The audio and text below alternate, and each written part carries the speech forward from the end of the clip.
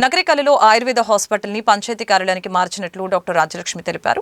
గ్రామస్తులు గమనించి ఆయుర్వేద వైద్యశాల నందు సేవలను వినియోగించుకోవాల్సిందిగా కోరుతున్నట్లు ఆమె తెలిపారు. పాత వైద్యశాల శిథిలావస్థకు చేరటంతో పంచాయతీ కార్యాలయానికి మార్చినట్లు ఆమె తెలిపారు. పక్షవాతం, స్త్రీల సమస్యలు, కీళ్లవాతం, మోకాల నొప్పులు ఇంకా అనేక వ్యాధులకి మందులు ఇవ్వబడునని చెప్పారు.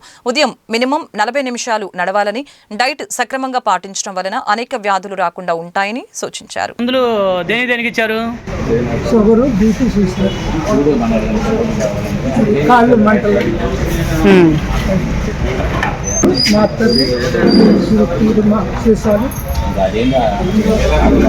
ప్రభుత్వ ఆయుర్వేద వైద్యశాల నకిరికల్ ఆయుర్వేదిక్ మెడికల్ ఆఫీసర్ అండి.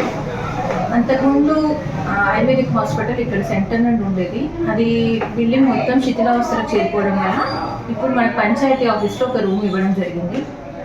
ఇక్కడ ఆయుర్వేదిక్ హాస్పిటల్ రన్ చేయడం జరుగుతుంది సార్. ఇక్కడ అన్ని రకాల వ్యాధులకి ట్రీట్మెంట్ చేస్తాము.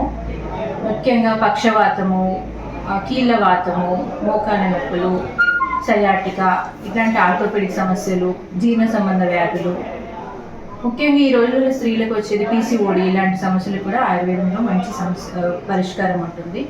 అంతేకాకుండా మనం మందులు వాడడంతో పాటు diet and life style modification చేసుకోవడం వల్ల ఎన్నో రోగాలను రాకుండా మనం కాపాడుకోవచ్చు.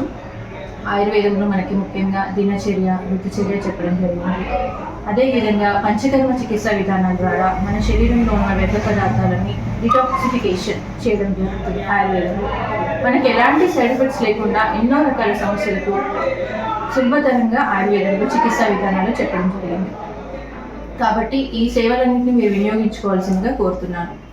పాత పంచాయతీ ఆఫీస్ నందు మనకు ఆయుర్వేద హాస్పిటల్ ప్రస్తుతం రన్ చేయబడుతుంది. తప్పక మీరందరూ సందర్శించవలసిందిగా కోరుతున్నాను.